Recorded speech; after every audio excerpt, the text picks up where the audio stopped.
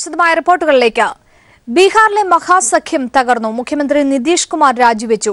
അഴിമതി കേസിൽ പ്രതിയായ ഉപമുഖ്യമന്ത്രിയും ലാലു പ്രസാദ് യാദവിന്റെ പുത്രനുമായ തേജസ്വി യാദവ് രാജിവെക്കാൻ തയ്യാറാകാത്തതിനെ തുടർന്നാണ് നിതീഷ് കുമാർ രാജിവെച്ചത്. ബിജെപിയുമായി ചേർന്ന് നിതീഷ് കുമാർ രാഷ്ട്രീയ നാടകം കളിക്കുകയാണെന്ന് ലാലു പ്രസാദ് യാദവ് ആരോപിച്ചു. രാജി നിരാശപ്പെടുത്തിയെന്ന് കോൺഗ്രസ് പ്രതികരിച്ചു. അതേസമയം നിതീഷ് കുമാറിനെ സ്വാഗതം ചെയ്ത് പ്രധാനമന്ത്രി നരേന്ദ്രമോദിയുടെ ട്വീറ്റ്. നിതീഷിനെ പിന്തുണയ്ക്കാൻ ബിജെപി പാർലമെന്ററി പാർട്ടി യോഗം തീരുമാനിച്ചു. വിശദാംശങ്ങളുമായി സന്തോഷ് സലിംഗ് ചേരുകയാണ്. സന്തോഷ്, ഏറെ കൊട്ടിഘോഷിക്കപ്പെട്ടുകൊണ്ട് ബീഹാറിൽ രൂപീകരിച്ച ആ മഹാസഖ്യം അതിന്റെ പൂർണ്ണ തകർച്ചയിലേക്ക് എത്തി നിൽക്കുകയാണോ ഈ ഒരു ഘട്ടം? തീർച്ചയായും വളരെ അപ്രതീക്ഷിതമായൊരു നീക്കത്തിലൂടെയാണ് ബീഹാർ മുഖ്യമന്ത്രി നിതീഷ് കുമാർ ഇന്ന് വൈകുന്നേരത്തോടെ ഗവർണർ രാജ്നാഥ് ത്രിപാഠിയെ കണ്ട് തന്റെ രാജി സമർപ്പിച്ചത്. കഴിഞ്ഞ ഒരു ആഴ്ചയായി ഈ JDU RJD തമ്മിലുള്ള തർക്കം പുകഞ്ഞുകൊണ്ടിരിക്കുകയാണ്. പക്ഷെ അതൊരു രാജിയിലേക്ക്, പ്രത്യേകിച്ച് ബീഹാർ മുഖ്യമന്ത്രി നിതീഷ് കുമാർ തന്നെ രാജിവയ്ക്കും എന്ന തരത്തിലേക്ക് മാറും എന്നൊരിക്കലും പ്രതീക്ഷിക്കപ്പെട്ടിരുന്നില്ല. വൈകുന്നേരത്തോടു കൂടി നിതീഷ് കുമാർ JDUയുടെ എല്ലാ MLA-മാരുടെ യോഗവും വിളിച്ചുകൂട്ടി. പക്ഷെ യോഗ തീരുമാനങ്ങൾ പോലും രഹസ്യമായിരുന്നു. അതും ഒരു രാജിയിലേക്ക് പോകുന്നു എന്ന സൂചന നൽകിയില്ല. അതിന് തൊട്ടു പിന്നാലെ ആ യോഗത്തിൽ നിന്ന് പുറത്തിറങ്ങിയ നിതീഷ് കുമാർ നേരെ രാജ്ഭവനിലെത്തി രാജിക്കത്ത് കൈമാറി. അതിനുശേഷം മാധ്യമങ്ങളെ കണ്ടു.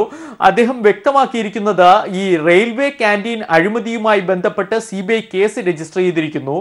ആ കേസിൽ നിലപാട് വ്യക്തമാക്കാൻ തേജസ്വി യാദവിനോട് ആവശ്യപ്പെട്ടു. ഒരിക്കലും രാജി ആവശ്യപ്പെട്ടിട്ടില്ല. പക്ഷേ തേജസ്വി യാദവ് രാജി എന്താണ് തന്റെ നിലപാടെന്ന് തന്നോട് വ്യക്തമാക്കാൻ തയ്യാറായില്ല. എന്നു മാത്രമല്ല, ലാലു പ്രസാദ് യാദവ് ഈ ഭരണം മുന്നോട്ട് കൊണ്ടുപോകാൻ പോലും തന്നെ തുണയ്ക്കാത്തൊരു സാഹചര്യം ഉണ്ടായിരിക്കുന്നു. അതുകൊണ്ടാണ് രാജി എന്നാണ് നിതീഷ് വ്യക്തമാക്കിയത്. ആരെയും കുറ്റം പറയാനില്ല എന്നും അദ്ദേഹം പറയുന്നുണ്ട്.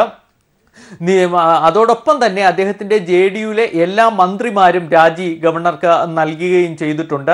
ഇപ്പോൾ നിലവിൽ മുഖ്യമന്ത്രി ബീഹാറിലില്ല. പക്ഷേ മഹാസഖ്യം തകർന്നിട്ടില്ല എന്നാണ് വസതിയിൽ വെച്ച് നടത്തിയ വാർത്താ സമ്മേളനത്തിൽ ലാലു പ്രസാദ് യാദവ് മാധ്യമപ്രവർത്തകരോട് പ്രതികരിച്ചത്. ഏറ്റവും വലിയ കക്ഷി തങ്ങളാണ്, അതുകൊണ്ട് തന്നെ അടുത്ത മുഖ്യമന്ത്രി ആരാണെന്ന് RJD തീരുമാനിക്കും എന്നാണ് ലാലു പ്രസാദ് യാദവ് ഇപ്പോൾ അറിയിച്ചിരിക്കുന്നത്. നിതീഷ് ഇപ്പോൾ കളിക്കുന്നത് BJPയുമായി ചേർന്നുള്ള ഒരു രാഷ്ട്രീയ നാടകമാണ് എന്നും അദ്ദേഹം ആരോപിക്കുന്നുണ്ട്.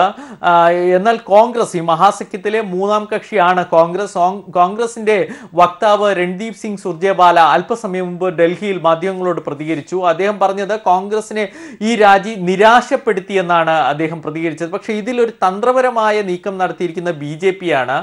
ഈ രാജി വന്ന് നിമിഷങ്ങൾക്കകം പ്രധാനമന്ത്രി നരേന്ദ്രമോദി ട്വീറ്റ് ചെയ്തിരിക്കുന്നു, ഈ അഴിമതിക്കെതിരെ പോരാടാൻ ഒരുമിച്ച് നിൽക്കാം.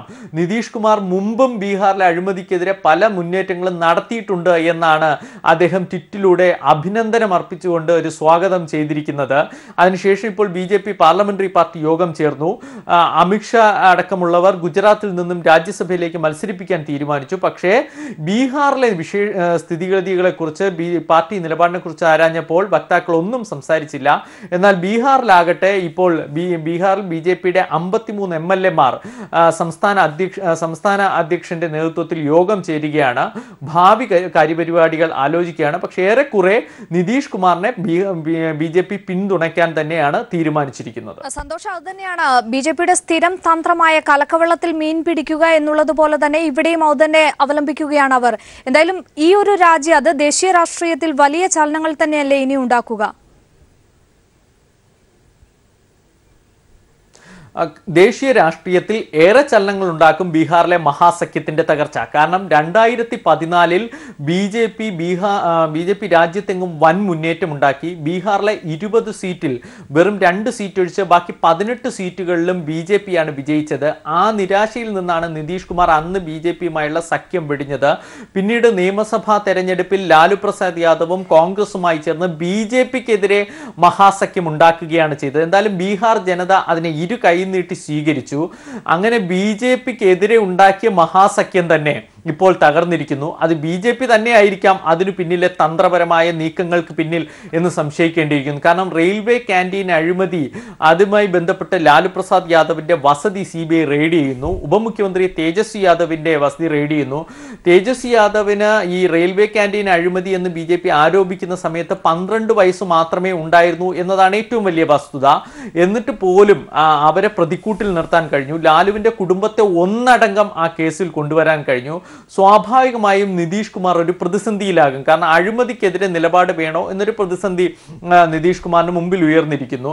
അങ്ങനെ നിതീഷിനെ ആ പ്രതിസന്ധിയിലേക്ക് തള്ളി വിട്ടുകൊണ്ട് കാര്യങ്ങൾ നേരെ തങ്ങളുടെ ചൊൽപ്പടിയിലേക്ക് നിർത്താനുള്ള ഒരു നീക്കം BJP ഇവിടെ നടത്തി എന്നത് വളരെ വ്യക്തം. അക്കാര്യത്തിൽ ബീഹാറുമായി ബന്ധപ്പെട്ട് നേരത്തെ തന്നെ അമിത്ഷാ ഇത്തരം നീക്കങ്ങൾ നടത്തുന്നു എന്ന വ്യക്തമായ സൂചനകൾ പലർക്കും ലഭിച്ചിരുന്നു. പക്ഷേ നിതീഷോ ലാലുവോ അതിൽ വീഴാനുള്ള ഒരു സാധ്യത വളരെ കുറവായിരുന്നു. ഒന്നും ഇല്ലെങ്കിൽ BJP RJDയുടെയും JDയുടെയും MLA-മാരെ പിളർത്തുക എന്ന തന്ത്രങ്ങൾ പലതും ആലോചിക്കുന്നുണ്ടായിരുന്നു. പക്ഷേ എന്തായാലും അവസാനം ഇത്തരം ഒരു സ്ഥിതിയിലേക്ക് കാര്യങ്ങൾ എത്തിച്ചിരിക്കുകയാണ്.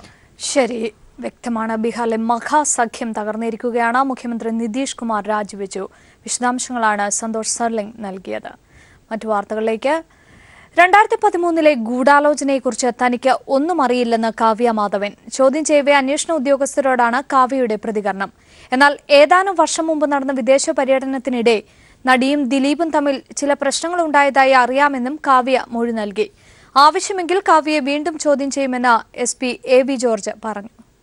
ഇന്നലെ രാവിലെ 11 മണി മുതൽ 5 മണി വരെ ആലുവയിലുള്ള ദിലീപിന്റെ തറവാട്ടിൽ വെച്ചാണ് കാവ്യ മാധവനെ ചോദ്യം ചെയ്തത്.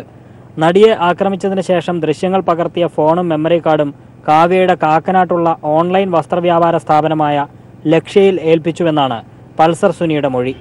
ഇതേക്കുറിച്ച് കാവ്യയോട് ചോദിച്ചെങ്കിലും പൾസർ സുനിയെ തനിക്കറിയില്ലെന്നായിരുന്നു കാവ്യയുടെ മറുപടി. നടിയെ ആക്രമിക്കുന്നതുമായി ബന്ധപ്പെട്ട ഗൂഢാലോചനയെക്കുറിച്ച് തനിക്കൊന്നും അറിയില്ലെന്നും കാവ്യ അന്വേഷണ ഉദ്യോഗസ്ഥരോട് പറഞ്ഞു. ദിലീപും മഞ്ജുവുമായും ഉണ്ടായിരുന്ന പ്രശ്നങ്ങളെക്കുറിച്ചും വിവാഹമോചനത്തെക്കുറിച്ചുമുള്ള ചോദ്യങ്ങളോടും കാവ്യ പ്രതികരിച്ചില്ല. എന്നാൽ ഏതാനും വർഷം മുൻപ് നടന്ന വിദേശ പര്യടനത്തിനിടെ നടിയും ദിലീപും തമ്മിൽ ചില പ്രശ്നങ്ങൾ ഉണ്ടായതായി അറിയാമെന്നും കാവ്യ മൊഴി നൽകി. ആവശ്യമെങ്കിൽ കാവ്യ മാധവനെ വീണ്ടും ചോദ്യം ചെയ്യുമെന്ന് റൂറൽ SP AV ജോർജ് പറഞ്ഞു. കാവ്യ മാധവനെ ചോദ്യം ചെയ്തിട്ടുണ്ട്, മൊഴി രേഖപ്പെടുത്തുന്നു, ഇൻവെസ്റ്റിഗേഷൻ ടീം ചോദിച്ചിട്ടുണ്ട്. ഇനിയിപ്പോൾ ആരെങ്കിലും ആവശ്യമുണ്ടെങ്കിൽ വേറെ ആൾക്കാരെ നമ്മൾ ചോദ്യം ചെയ്യും. കേസിന്റെ ആവശ്യമുണ്ട്.